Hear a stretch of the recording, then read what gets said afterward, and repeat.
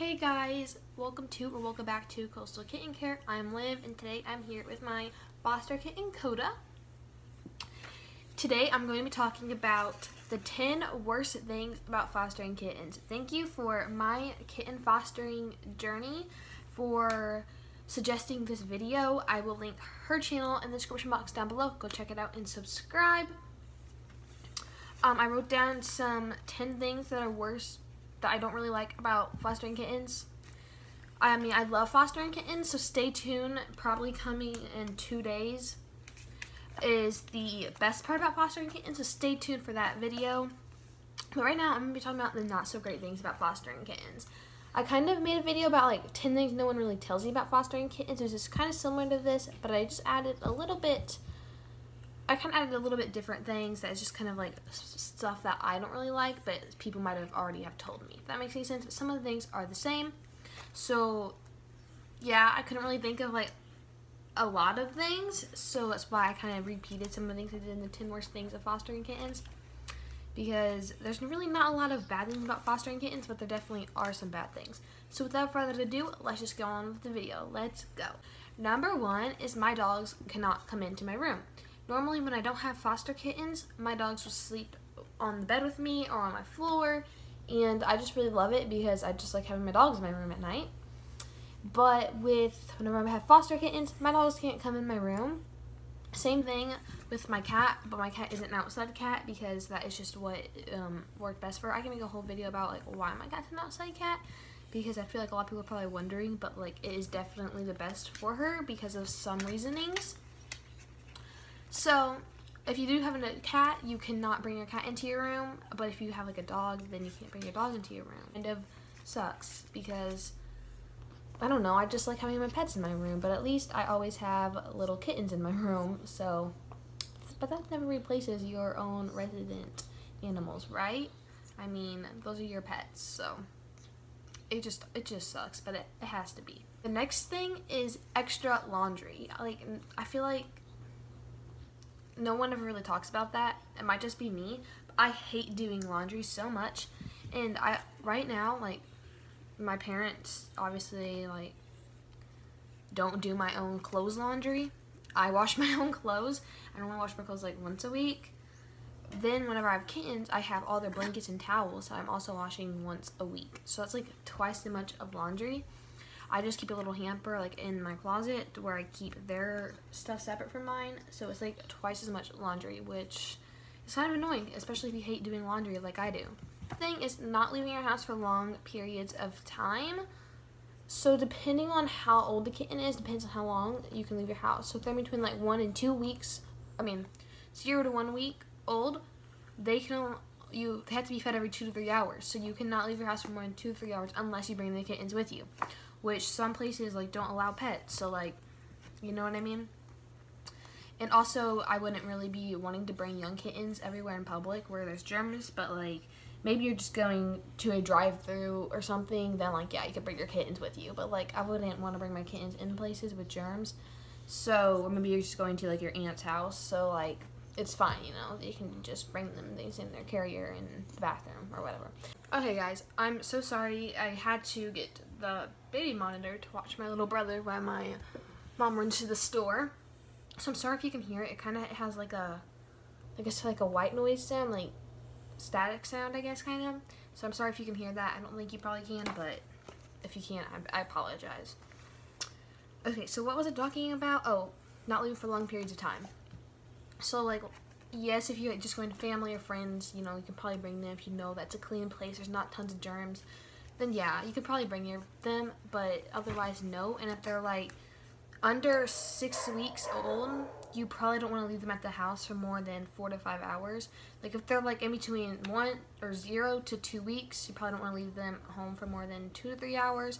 2 to 3 weeks, probably like 3 hours to 4 maybe, if they're more on the 3-week age, and then like 4 weeks, like 4 hours, you know, just kind of about like how many weeks they are, is about like how long you don't want to leave them alone for. So yeah, because kittens just need to be fed that often, so you don't want to leave them alone. Plus, if like maybe you might get stuck in traffic, so you will be gone longer. Maybe you're only running to the other side of the town to do something real quick, but like traffic. So like, I don't know. I just feel like that's definitely something I hate about fostering. Like, I can't go to sleepovers or go to friends' house for long periods of time. My parents are willing to take care of them. They won't do bottle babies for me because, well, I actually never really had to have them do bottle babies for me while I'm like gone at a sleepover. But I don't think they would like that because they'll have to be waking up every 2 or 3 hours in the middle of the night, and I don't think they would like that. But like someone like him, I'm sure they would be fine feeding. They would feed kittens as long as I don't have to wake up in the middle of the night. They would feed them for me. But for newborn kittens, they won't do that. The next thing is a lot of poop and a lot of pee. I mean, a litter box with like some litters have like 6 kittens. I mean, I'm lucky with him because there's not a lot of poop and pee, but because it's just 1 kitten right now. But there is just a lot of poop and a lot of pee. I'm sorry, I was putting Coda up in the little playpen because he was biting me a lot.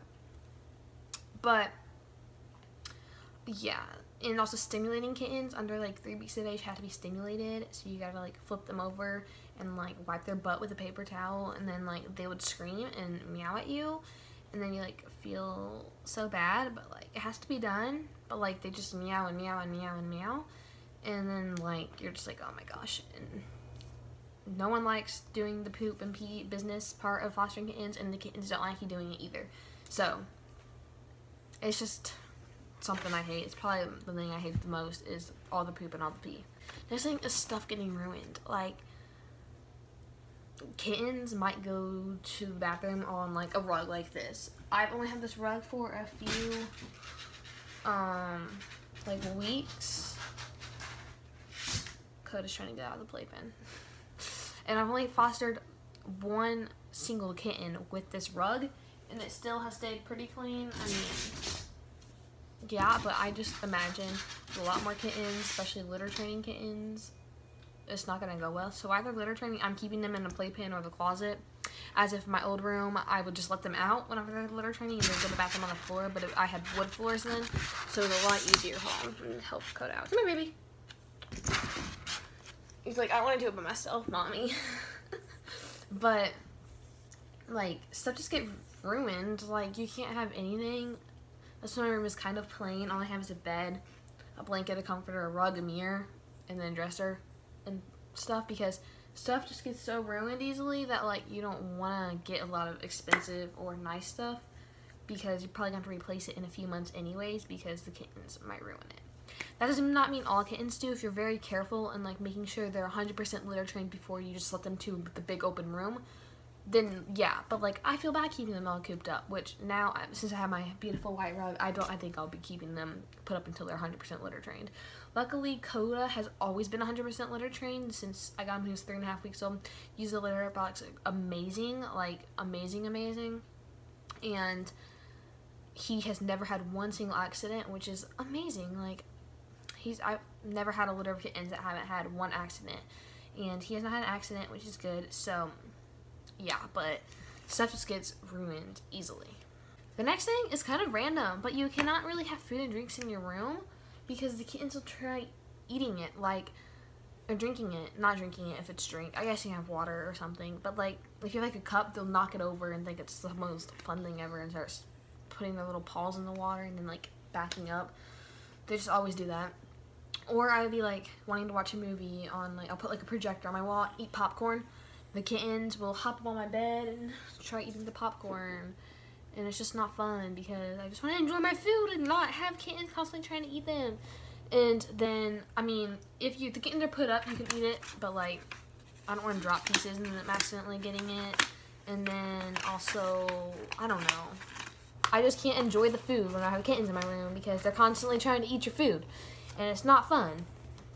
The next thing is the cost. I know I haven't really made a video about how much this costs, so I will be making a video very soon. Let me... Okay. So, I'm gonna see... Hold on. I have it written down where I have it written down if, like, how much it costs, let me see where I put that. That video is coming out on the 30th. So in 4 days, I believe, is how much does it cost to foster kittens. That might change because I'm like pre-filming tons of videos because I'm going out of town soon. Like right now, it's only the 13th. And you guys are probably seeing this a lot later, so yeah. But I will have a whole video about how much it costs to foster kittens, but it definitely costs a lot of money, especially if the shelter or organization you're working with does not provide anything, or if you're not working through a shelter or organization, then it'll be outrageously expensive. So stay tuned for that video. I'll be talking about how much does it really cost to foster kittens, because yeah, I'll be doing that video. The next thing is you can't have a lot of people near the kittens, especially when they're young and don't have any vaccines yet. I don't like having tons of people in my room when I have a lot of kittens. I keep my foster kittens in my room, and when people come over, they're always wanting to touch them, and I'm just like, don't touch them. They're babies. They can get sick so easily. You don't understand. Like, they can get sick so easily, and then if they get sick, they can get extremely sick easily, where it's deadly sick. So just like, if you come in my room, don't touch my kittens, please. That's why I try to keep them put up whenever people look at Coda. He's literally under my rug right now, guys. I don't know what he just did. He literally went underneath my rug.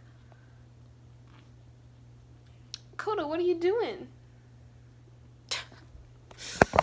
But like everyone comes in my room and they're like, you have any kittens right now? And I'm like, yeah. And where are they? I'm like, they're put up. They're in my closet. They're sleeping. Like, oh, can I see them? And I'm like, really? They're little. They're babies. Like, they don't have vaccines yet. Or some of them do, but like still they get sick so easily. Like, please just don't touch them.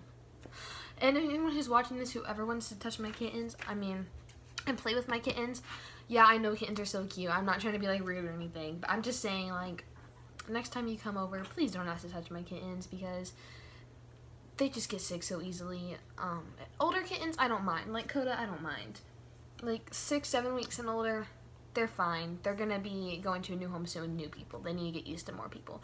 But like little baby kittens, like, they just get so sick so easily. Like, just don't touch them. Don't ask. Like, I don't want to be rude and say no, but like, just, I'm sorry. If you want to touch my kittens, don't touch them. That sounded kind of rude. I'm not trying to sound rude. I'm just being honest with you guys that that's kind of a bad thing about fostering kittens, because you can't have people coming over and then be like, don't touch my kittens, and then you sound extremely rude for not wanting them to like play with your kittens. You sound like this horrible rude person, even though you're just protecting the kittens, which is your job. Next thing is, you don't get much sleep. I mean, with him, since he's 8 weeks old, I can sleep throughout the night. Like, today I woke up at 1, and look, guys, he's perfectly alive. He's perfectly fine. I just put a lot of food in there at night. He's just eating dry food now. Like, that's easy. But little kittens, are you okay? Like, under 5 weeks of age, oh gosh, this is what I'm talking about. He has a very bad URI, and he will do this horrible sneezing. He's on medicine for it still, which is getting better, but still, like, guys, he's fine. He's seen a vet. I know about it, so don't be commenting like, oh my gosh, bring him to the vet, bring him to the vet. The vet knows that he does this, and yeah. But where was I? What was I talking about? Oh, with like young kittens, even if they don't have to be bottle fed throughout the night, you want to wake up early to check on them. Or if they do have to be bottle fed throughout the night, like, you're not getting much sleep. And then you still have to bottle feed them throughout the day, so it's not like, oh, you can just stay awake all night and sleep through the day. Well, no, because you still have to be fed just as much during the day as they do at night, or at night much as they do during the day. So, like, the last thing is a lot of trips to the vet or animal shelter. So, my shelter's protocol, they have a vet, which is where the animals get seen when they need vet care. You have to go there to pick up the kitten. Then you have to go every 2 weeks for preventative care, right? So 2 weeks for preventative care. Okay, he's biting me. So then, plus in between 2 weeks of preventative care, if he gets sick, he has to go be seen, and that doesn't count as his preventative care. You still have to go every 2 weeks for preventative care, no matter if like he's already seen the vet the day before for something else. And then if he gets sick, he has to go back in between every 5 to 10 days for a recheck. So right now he is going to I have to go to the animal shelter / vet at least once a week. He was just at the vet for his URI recheck, and then now he has to go back in a few days for his preventative care. So like, and then he's gonna have to be going back soon for his surgery to get neutered, and then I'm gonna be getting him back. If he is healthy and stuff, then we'll be adopting him, but if not, he might stay in foster care longer, and then we'll have to find him another babysitter while we go out of town, and then he'll have to go back there to meet them. Like, it's just so many trips to the vet or animal shelter, or like whatever you have to bring them to. Obviously, if they're healthy, it's only every 2 weeks, but if you get sick kittens like him, it's a lot more. So, but still it's just a lot of trips. So that is it for this video. Make sure you guys like, subscribe, comment down below if you guys can relate to any of these, if you guys foster kittens, and yeah, bye.